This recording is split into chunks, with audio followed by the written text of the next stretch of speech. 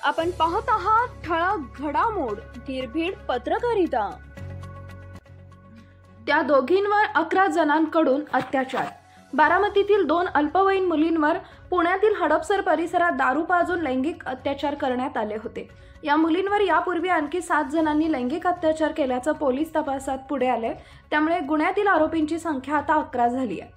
गुन्हा दाखल झाल्यानंतर पोलिसांनी ज्ञानेश्वर भारत आटोळे वयवर्ष 27 राहणार सावळ, अनिकेत प्रमोद बेंगारे वयवर्ष 20 राहणार बयाजी नगर रुई बारामती व यश उर्फ सोन्या शिवाजी आटोळे वयवर्ष 21 राहणार सावळ तालुका बारामती, जय उर्फ जयेश अशोक मोरे राहणार तांदुळवाडी बारामती या चौघांना अटक केली होती।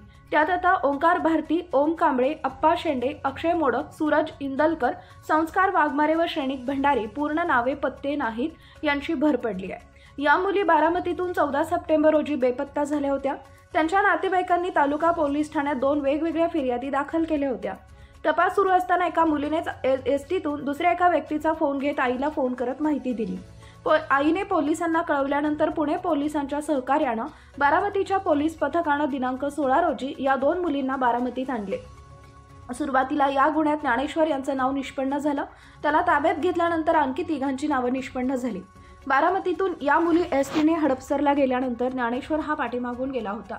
तिथे एका मित्राच्या खोलीवर दारू पाजत या अल्पवयीन मुलींचे चौघांनी लैंगिक शोषण केले होते।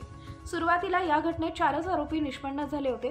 पोलिसांनी तपास सुरू ठेवत मुलींना विश्वासात घेत यापूर्वी त्यांच्याबाबत असं काही प्रकार घडलाय का याची चौकशी केली। त्यावेळी यापूर्वी आणखी 7 जणांनी त्यांचं लैंगिक शोषण केल्याचं समोर आलं।